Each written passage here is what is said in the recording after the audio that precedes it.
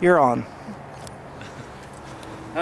Why are stories so important to me? I believe that stories, as someone that's been dealing with as a story maker for the last 25 years, stories encapsulates all information, all the many infinitesimal amounts of information, and it pulls them together into one stream, similar to like all the colours of the spectrum coming through a prism into one stream of white light. So if you think about stories, like the indigenous Aborigines, everything, they're the oldest culture in the world, in the history of the world, and everything they taught, they don't have a written language so much, is everything was done in stories, everything was done in dance, and that's the way that it enabled things to be remembered.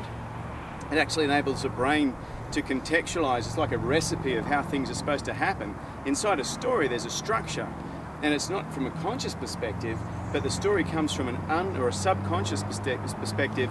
The story comes from a subconscious perspective that allows you to utilize the information without consciously knowing that you're doing it. So stories, from bedtime stories, if I was to say to you, this is what I want you to do, it's probably going to shut you down. You're not going to become open to no matter what I say next. You're going to be filtered out and you're going to do it. But if I said the words, once upon a time, that's actually gone straight into a place that you know as a child that opens you up to possibility, where anything can and will happen. A once upon a time story.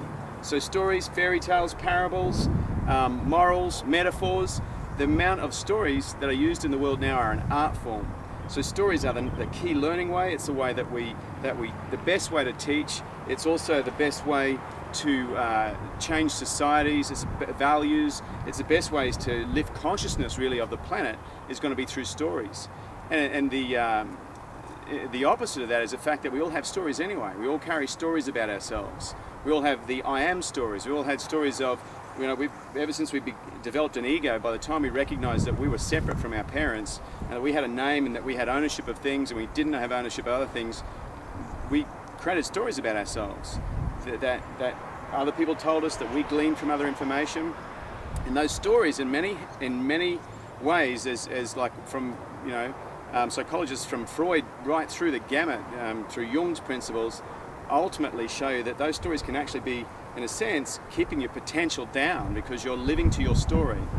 So stories, anything that can create a problem, a higher level of that can be used to create a solution.